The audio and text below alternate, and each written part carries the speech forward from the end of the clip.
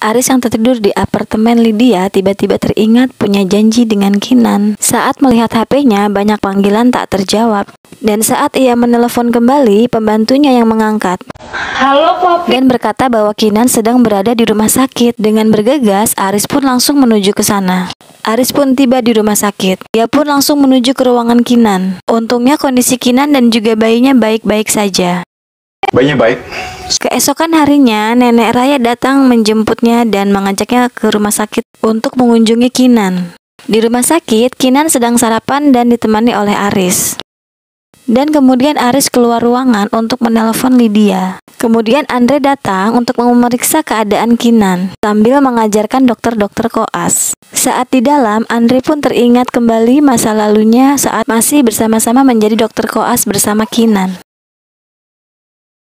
Kemudian Mama Kinan datang ke rumah sakit dan Mama Kinan pun mengingatkan agar Aris berhati-hati menjaga Kinan karena kandungannya yang sudah semakin besar. Kalau tidak berhati-hati, Lola yang sehabis menjenguk Kinan mengajak Dita untuk ngopi-ngopi dan ia bercerita tentang Aris yang ia temui di klub bersama dengan teman wanita.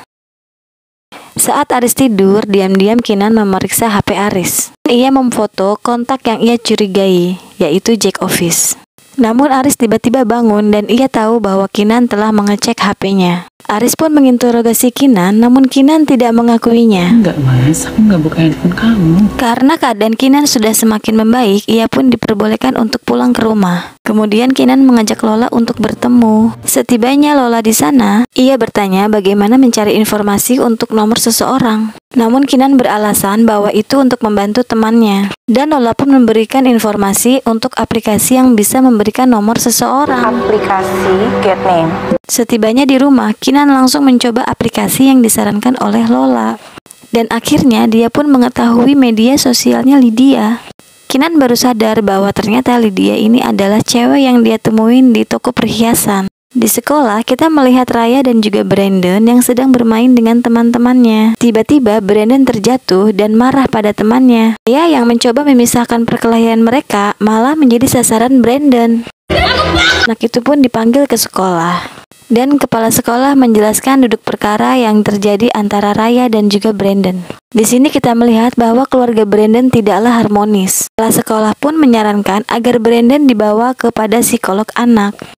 Kemudian scene berpindah kepada Miranda yang berada di tempat psikolog anak dan bertemu dengan seorang wanita. Scene berpindah kepada Lydia yang datang ke parkiran dan langsung masuk ke dalam mobil Aris. Mereka berdua pun berada di dalam mobil. Tapi ternyata Miranda juga ada di sana dan melihat kejadian itu.